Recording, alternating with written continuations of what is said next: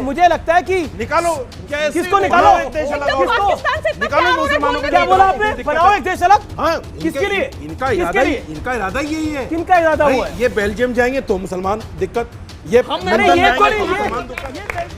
ये जालिमी है, ये कुपट में कीड़े पड़ जाएंगे, भगवान करे तुम्हारे मुख में कीड़े पड़ जाएंगे। जो हमारे से जो गुजरी है वो आप नहीं देखते हो। तुम्हारी जब ये देश आजाद हुआ तो आज के पाकिस्तान में 24% हिंदू था जो 1% से कम हो गया, और 9% मुसलमान था जो 16% हो गया। इस देश के 9 राज्य हिंदू माइनॉरिटी हो गए। बताइए कहीं ये तो पॉइंट है, ये तो पॉइंट है, ये तो सिर्फ किंतु परंतु नहीं कर सकता। जब ये देश आजाद हुआ तो आज के पाकिस्तान में 24% हिंदू था जो 1% से कम हो गया, और 9% मुसलमान था जो 16% हो गया। इस देश के 9 राज्य हिंदू माइनॉरिटी हो गए। बताइए कहीं ये तो पॉइंट है, ये तो पॉइंट है, ये तो पॉइंट है, ये पॉइंट है। और ये पॉइंट क्यों है मैं आपको बताता हूं। नहीं, सुनना पड़ेगा, सुनना पड़ेगा व्यूअर्स, क्योंकि बात हुई हिंदू कितने थे पाकिस्तान के अंदर और हिंदू कितने थे बांग्लादेश के अंदर। आज इस आंकड़े पे गंभीरता से चिंतन करने की जरूरत है। पाकिस्तान में 1951 में 15% से ज्यादा हिंदू थे, और जब देश आजाद हुआ तो 1947 में 23% से ज्यादा हिंदू थे। 70 साल में जो हिंदू आबादी है वो 1% से भी कम आ गई। वो हिंदू कहां गए? ये हिंदू कुछ यहां आ गए, उनको जमीन निकल गई या आसमान निकल गया? कौन निकल गया? बांग्लादेश में 1971 में 25% हिंदू थे। आज वह हिंदू हालात ऐसी है, जो ऑफिशियल आंकड़ा है वो 8-9% कहता है, लेकिन जो ग्राउंड जीरो की रिपोर्ट है वो कहती है 5% से भी कम है, और उसमें से भी 2.5% कन्वर्टेड है। ऐसे हालात है बांग्लादेश और पाकिस्तान के अंदर। और आप बात करते हैं ये हिंदू और सिख, जैन, बौद्ध, ईसाई ये कहां जाएंगे, और खासतौर पर हिंदू और सिख कहां जाएंगे अगर अपने मूल वतन में नहीं आएंगे? तो पॉइंट ये है, ये कहां जाएंगे? जी क्या कहना चाहते हैं आप बोलिए, क्या कहना चाहते हैं आप? धर्म की बात है, जो झूठ वचन बोलेगा उसके मुख में कीड़े पड़ेंगे, भगवान करेंगे, वो कहीं भी नहीं सुधरेगा। आपका क्या पॉइंट है? मेरी बुआ की बेटी उठा ली, बहन उठा ली, मेरी परिवार लूटी गई, मेरे घर के 10-10 हज़ार किलो ज़मीन वो लूटी गई। जो लूटी गई तो क्या ये गोली मारी हुई है मुसलमानों ने।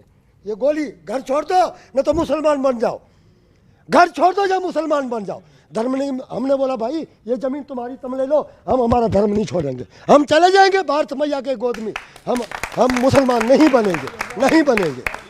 ये जालिमी है, ये कुपट में कीड़े पड़ जाएंगे, भगवान करे तुम्हारे मुख में कीड़े पड़ जाएंगे। जो हमारे से जो गुजरी है वो आप नहीं देखते हो, तुम्हारी आंखें फूटी हुई है। जी जी जी जी मेरा सवाल यही है, मैडम जी ने भी ये कहा था कि जो अनलीगल है उनको नागरिकता सरकार दे रही है। अगर हमारे पास सब पासपोर्ट, वीज़ा, हर चीज़ हमारे पास सब सेफ्टी, आज 2025 तक हमारी वीज़ा वैलिड है, हम वैसे बगैर छुप के नहीं रह रहे, सरकार के अंडर में सारा प्रोसेसिंग है। लेकिन कुछ नेता आरोप लगा रहे हैं कि आप लोग बलात्कार करते हैं, आप लोग आतंकी बन जाते हैं। ऐसा करो ना, ऐसा करो, ऐसा कीजिए, पुलिस है, CBI है, IB है, सबसे पता है लोगों को। ठीक है, देखिए 2024 की ऐलान जंग हो गई है, और न्यूज 18 का एक बहुत बड़ा मैसिव ओपिनियन पोल हुआ जिसमें एनडीए को 411 सीटें 543 में मिलती हुई दिख रही हैं, और अकेले भारतीय जनता पार्टी को 350 सीटें का रिकॉर्ड बनने का आसार है। ऐसा ओपिनियन पोल दिखा रहे हैं, और इस देश में 5 ओपिनियन पोल आए हैं। अधिकतर का इशारा यह है कि बीजेपी एक बहुत बड़ी जीत की तरफ जा रही है, और इसमें कोई दोराय भी नहीं है कि बीजेपी, हो सकता है बीजेपी को लास्ट टाइम 303 मिली थी, इस बार 303 के तो पार होगा नंबर। इसके लिए कोई, मुझे नहीं लगता कोई दोराय है, क्योंकि बीजेपी का नंबर जो आसार है ग्राउंड जीरो पर वही है। लेकिन राम मंदिर को लेकर हमने एक इंटरेस्टिंग सवाल पूछा। ओपिनियन पोल में हमने राम मंदिर पर भी सवाल पूछा, अयोध्या में राम मंदिर राष्ट्रीय स्वाभिमान और एकता का प्रतीक है।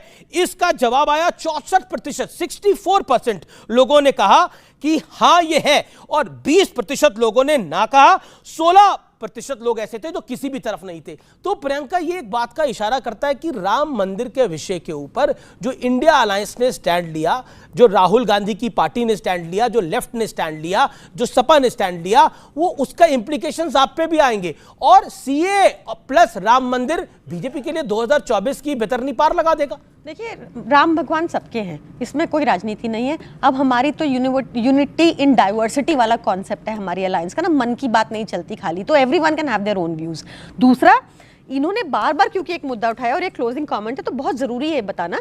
हरदीप पुरी जी ने सेंट्रल गवर्नमेंट को धन्यवाद दिया सार्वजनिक तौर पे कि रोहिंग्यास को ईडब्ल्यूएस फ्लैट दे दिए दिल्ली में, जो दिल्ली की जनता के लिए थे। यही हमारी आपत्ति है। आप क्राइम बढ़ा रहे हैं, आप हमारे संसाधनों को हमारे नागरिकों की बजाय इलीगल इमिग्रेंट्स को दे रहे हैं। कनाडा से सीखिए, जिसने एक टाइम पे सबके लिए नागरिकता खोल दी, वहां पर लॉ एंड ऑर्डर सिचुएशन बिल्कुल चरमरा गई। और आज बहुत ही बड़ा इशू बना हुआ है इलीगल इमिग्रेशन का, चाहे इटली हो, चाहे यूके हो, चाहे यूएस हो, चाहे कनाडा हो। अब मैं सुधांशु जी आपके पास आता हूं।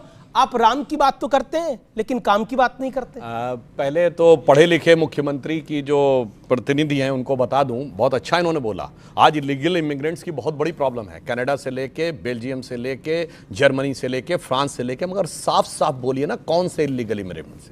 उन देशों ने बहुत साफ बोला एक ही प्रकार के इलीगल इमिग्रेंट से प्रॉब्लम है, बाकी किसी से नहीं। और मैं बताना चाहता हूं दूसरे, बिल्कुल उन्होंने बोला है, उन्होंने बोला है 100%। फ्रांस में तो ये हुआ, फ्रांस ने बोला है, पोलैंड ने बोला है, इटली ने बोला है, ऑन रिकॉर्ड बोला है, और अमेरिका के राष्ट्रपति डोनाल्ड ट्रंप ने बोला। अब सुनिए, लेकिन ये अनफेयर हो जाता है, वो अपनी टर्न पे बोल रहे हैं। मैं तो किसी के में नहीं बोल बीच में किसी के देखिए नहीं कैसा दिल धड़कता है। मुसलमान सबसे मतलब बड़ा यूरोप दुश्मन के है मुसलमानों के लिए भी कैसा दिल धड़कता है, हमारे फिलिस्तीन के मुसलमानों के लिए भी कैसा दिल निकाल दो भाई हिंदुस्तान से मुसलमान को।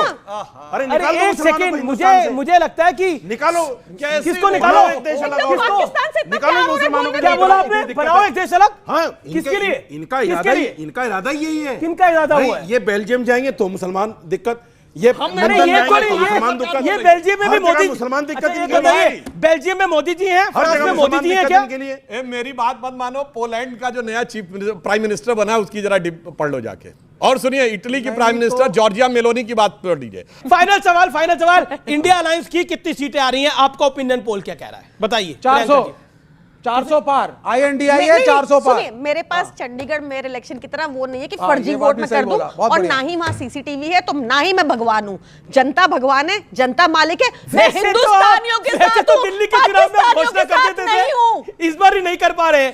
मैं देखिए, दिल्ली के पाकिस्तान के चुनाव साथ नहीं हूं, में हिंदुस्तान के बड़े साथ बड़े हूं। पोस्टर लगाते थे कि 70 पार है, 70 पार भाई है, सुनिए, लेकिन इस बार ये पाकिस्तानियों के साथ नहीं है, पर इनका और राहुल गांधी जी का बयान पाकिस्तान कोट करता है भारत के खिलाफ यूनाइटेड नेशंस में। आप अरे साथ होने की पाकिस्तानियों को जरूरत नहीं है, फंसा वो रहे आपके हैं। साथ आप है। बहुत बहुत शुक्रिया, बहुत बहुत शुक्रिया आपका।